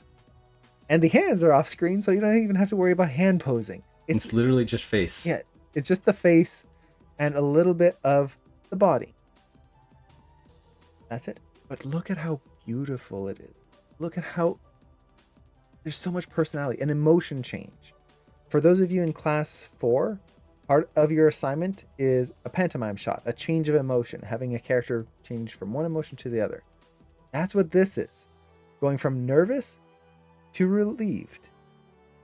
And it feels so genuine. Mm-hmm. So, how does it all work? 1, don't forget about the body. As she's doing this motion, she's going from kind of nervous to relieved, and they're adding this nice little head accent twist. Look at how it's affecting her entire body. She anticipates with her head, and then swings it through. As it swings through, she's pressing against her arm. That's going to press against here, but since it's holding, it's tight, is going to cause the chest and the torso to twist around with it. As that chest twists, we get a tightening of the clavicle and the shoulder here. You can see it pulling in there, which creates this nice counter motion. As things are twisting one way, you're getting pull the other way. The other arm, twisting this way, because again, it's connected to the chest, and this one's not getting tighter, it's just going with the chest.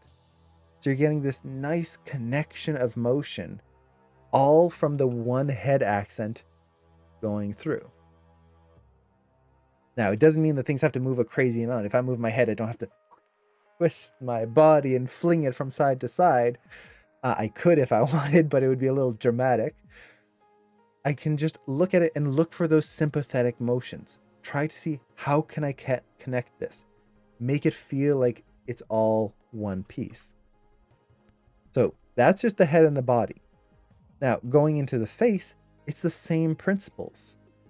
So as we go through here, one thing I love about this show is the eye darts. Their eye darts are masterful. Just right here, it's a very small eye dart. It's a 2-frame dart right there. So this is the start. 1, 2, done. Very subtle. But as they do that, you can see how it's complemented with the head motion slightly in this case. This is not going to be all eye darts. But if you just have an eye dart move, and only the eyes move, technically it makes the eyes feel alive, but it makes the rest of the face feel dead. Instead, if the eyes are moving, something should react in the face in some tiny way. Usually it's going to be the eyelids. You're going to have a little bit of motion in the eyelids as the eyes readjust. In this case, it's a very tiny eye dart, so you don't really need that eyelid motion. But they have the head motion to compensate for that. So you feel that connection in there. If the head wasn't moving, there should be some eyelid motion at least in there. She tilts her head. As she tilts her head, we start to feel the facial expression change. She's leading with her brows. You can feel that motion up there. You also feel a little bit of motion in the lip. Essentially what they're doing is going from a stretch pose into a squash pose right here. Squash and stretch, principle of animation. They're squashing it down. Now, the brows come down. And as they come down, we get this nice ease. And look at how it's affecting the upper lid right there. It's pushing the lid down slightly. So you're getting that connection from the brow all the way to the top of the lid there. It's coming down and is pulling in, is very tiny. Right there. So it's connecting both of these together.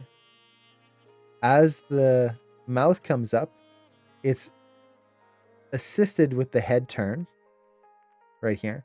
So if you pull your mouth up on one side, exaggeration, pull that up, you'll notice that your head kind of turns a little bit if you really strain that side of your mouth. So it pulls. That's an exaggeration, but we can use that to kind of build this natural sympathetic motion. Her mouth is coming up, adding this twist to the head right there. Now, as the mouth comes up, watch the corners of the mouth. It's not just the lip that's moving. It's the jaw coming up, the lip closing here, and the corners starting to pull out and move even up slightly. So it's not just animating the bottom lip here, which is a very unnatural thing. It's animating the whole lower portion. Now, as it comes up, you get essentially what it's an anticipation. And then you get this breathe out here. Now, the breathe out. The mouth is coming down as the eyelids are going down. We try to offset facial elements so that not everything moves on the same frame. But it doesn't mean that everything has to be separated completely. So eyes first, mouth second, brows after. That is a misconception. As long as you're adjusting your spacing enough.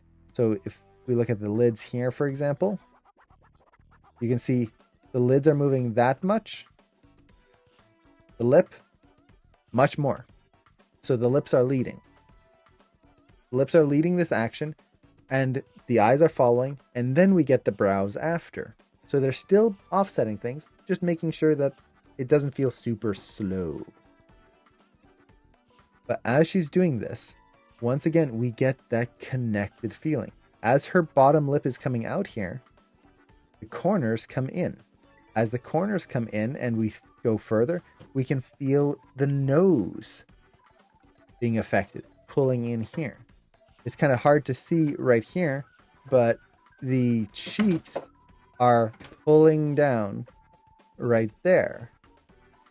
As she blinks, you feel the skin below the eye moving up to compress on the blink. As the eyelids come down, look at the eyelid here. Goes down, hits, and then pushes down some more. It's pushing the lower lid out of the way. The brows raise. It pulls the skin up over the eye here. You can feel the whole socket adjusting. Right here to there. The brow goes up. Look at that. It pulls. The whole thing is opening up and then opens up the eye. As the mouth goes up, you feel that corner going out, and then it pulls the entire mouth around very slightly. You can see that pull right in the middle lip there. So all of this is just tying things together, pushing that connected feeling in the facial animation, and honestly the whole body, to an extreme degree. And this is a super subtle example of this. If you look at some of the other shots, which we will hopefully be doing on Friday, you're going to see a ton of that beautiful sympathetic action. And the key here is that everything is connected in a believable way. They're not moving the mouth corner here and then the cheek over here is just moving randomly because it's got to move. That's just going to make things feel really weird. You need to think of why things work, how they're connected, and this is studying, a lot of studying. It makes a huge difference. So, yeah, and just look at these eye shapes. Yeah. Beautiful. Well, actually, shapes. I want to talk about the eyes just a little bit, which is specifically paying attention to the lids. Mm-hmm. So, notice how. Let's go back to the beginning here. Notice how her eye shapes. The upper lids are very simple curves because there's not much going on there. They're just following the shape of the eyeball. They're just kind of wrapping around the top there. But notice how the bottom lid isn't just like a straight line. It also isn't just a curve like that. Mm-hmm. It's got a little bit of a bend around the iris and then kind of across. And you can see that here. It comes straight and then a little kind of wrap. Hey, GD Smith, thank you so much for the thank sub. you. I really appreciate that. That's awesome. Oh, thank you so much. I'm glad you appreciate the streams, and thank you so much for dropping by again. It's been a while. Yeah. So that's something that really stands out to me here is they're really paying attention to the shape of the eyeball. The fact that the eye is a ball with a lens on the front. Mm-hmm. And this lens is pushing her lid just a little bit. And that really stands out here. Mm-hmm. And when you see her shift her eye, you can see that there's this push here, push there. And when she shifts her eye, you can see it gets pushed out here more. So the push has changed. And you can even see that it. under even when her eyes are closed, you can feel you can feel it goes from here to there to there. Mm-hmm. So you can feel her eye come over. Which how she bites her lip there too. Yeah, that's a really nice detail. But it's just such an impressive detail that adds so much like volume and fleshiness to the eyes. Mm-hmm. It's not just an eye shape. Yeah. It's being mindful of the volume of it. Mm-hmm. Yeah, it's just beautiful.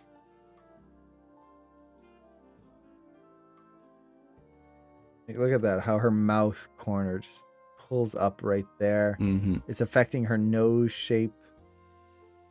Everything about it is just tied in together. The face is 100% sympathetic action. Yeah. There's going to be one major or two major muscles doing a movement. Everything else just gets pulled with it. Mm-hmm. Now, that doesn't mean that if I move my mouth, my brows are going to get pulled down too. You have to think of how things are connected. But it's connected in some way for most of the face. Now, there's a few questions here. We'll answer those, and then we'll probably have to call it here today, unfortunately. It was supposed to go longer, but our internet did not want to work at the start of the stream. But we will be back for Arcane Friday and potentially Yes. Arcane Saturday. And if we get too addicted, who knows? Maybe we'll save we'll do another Arcane week further down. There's just so much good stuff. So they in the chat there's a mention here. They animate the reflection of the eyes as anime adaptation to make it more dramatical, right? Yeah, I don't know if they animate or how often they animate it, but it does look like they have the ability to move and animate the shines. Like, this is not a shine from an actual light here. This is a artistic shine. You're not going to get an eye shine where the light refracts off of 3 edges here. Like Cameron was saying before, this is a lens right here. So if there's a light going there, you're going to get the shine up here, but not on the bottom. The only way this would happen is if you had 3 lights pointed at the character like this, in which case there wouldn't be shadow here, especially for the intensity of the brightness right there. Actually, that would happen because the eye is a lens. That's Because yeah, but not in this this particular way, but yeah, you get a shine here because the light hits the eye, goes through, and shines through the other side. But it's and not this going is to be that a like, refraction bright, going off that way. pure. So it's not going to be as bright, but that is they're not just doing it arbitrarily. They're being mindful of light direction and bounce. But technically, there shouldn't even really be any, because you can see the sun right there is blocked by her head. The sun is up behind her. You can see by the angle here. Her arm and her hair would be blocking that. Her eyes and her entire face would be in shadow right now. Yeah. It would be more like the same color as this, or like this part of the skin. Well, you get some bounce light potentially from the window or something, maybe. So it's not going to be in pure shadow, but there shouldn't be a shine. Yeah, it's like you compare how like dull her teeth are. The eyes have way more shine. But that's artistic freedom and helps draw you to the eyes. Yeah, it makes them feel more alive. Yeah, so if they didn't have that, it would actually feel less good, even though it's not realistic. It actually goes to another question here about mocap.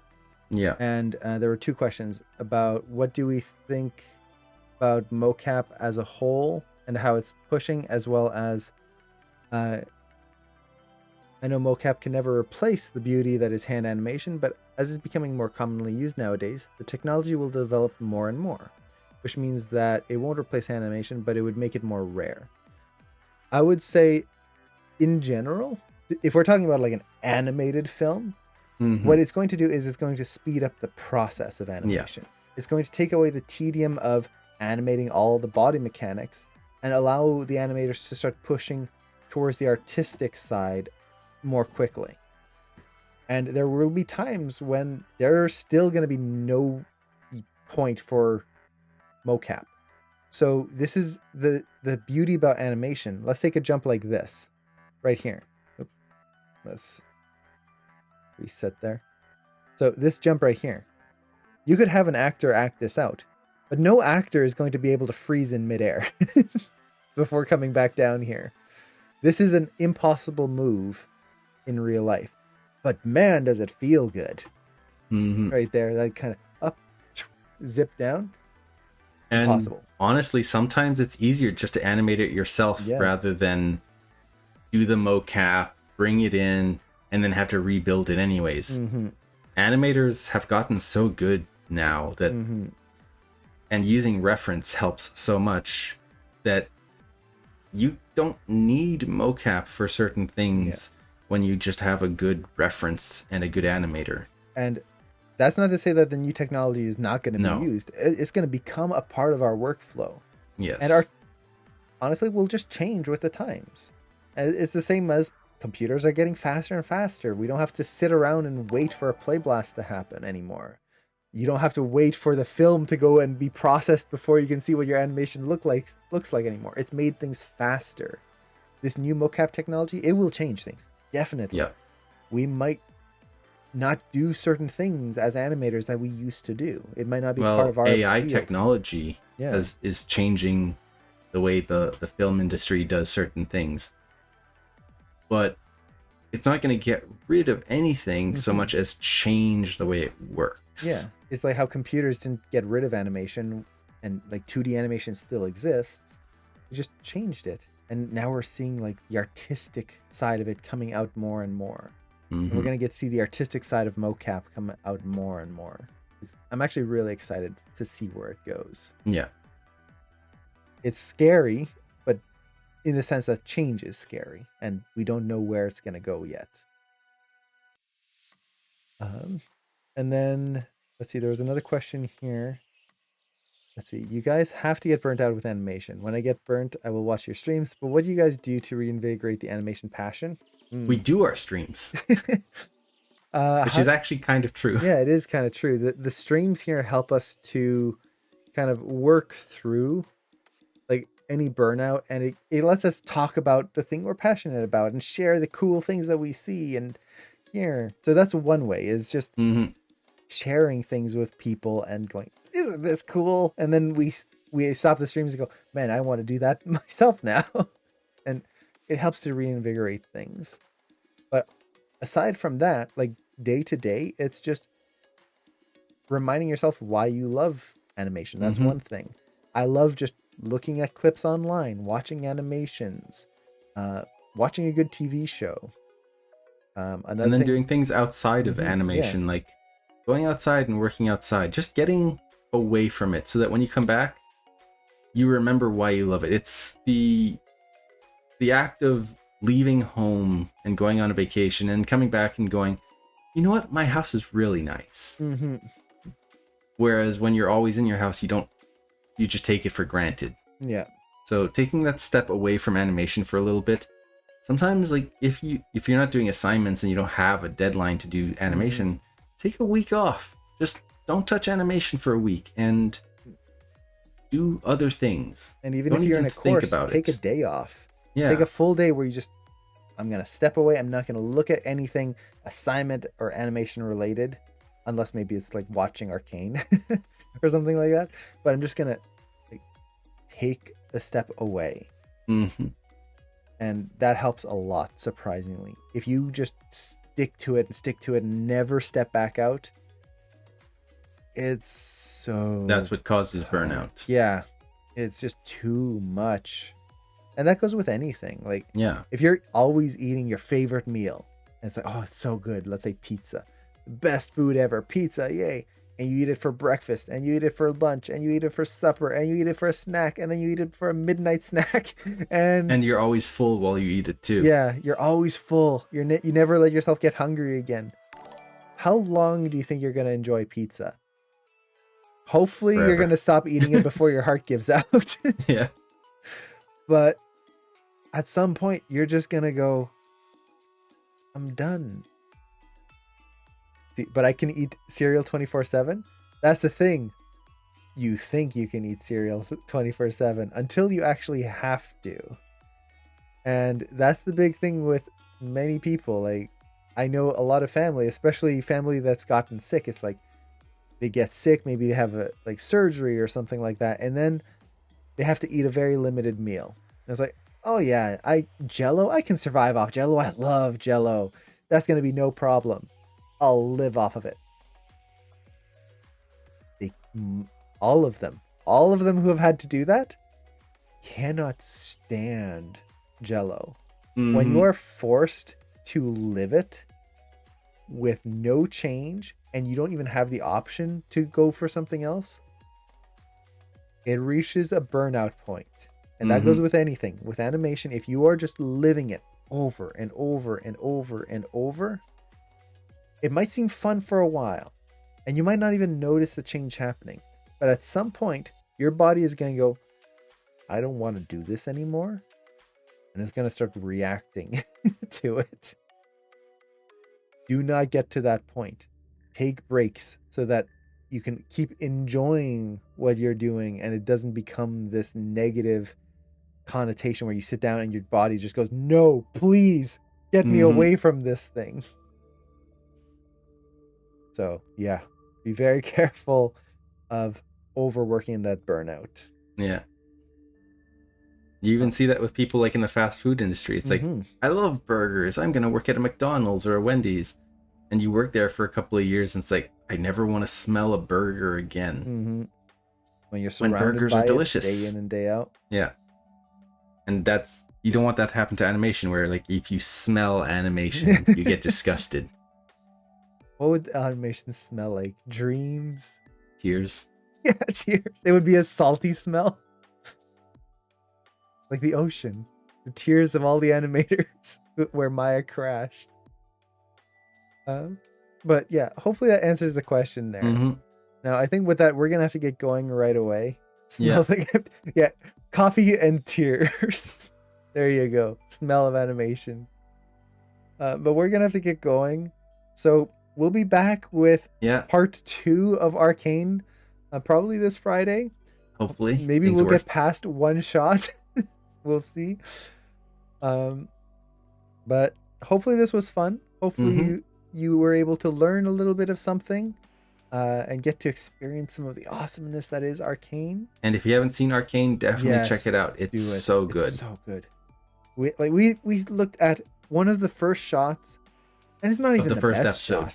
Like honestly, there are shots in Arcane that I really want to look at because they are like mind-blowingly amazing. They're so good. But they would spoil something, so I don't want to look at them on stream here. You need to go see it. But yes, it is so good. Yes, so good. So with that, we're gonna take care, everyone. Yeah. All the best, and we will see you around for the Friday part 2 of Arcane. Yes. Take care, everyone. Take care.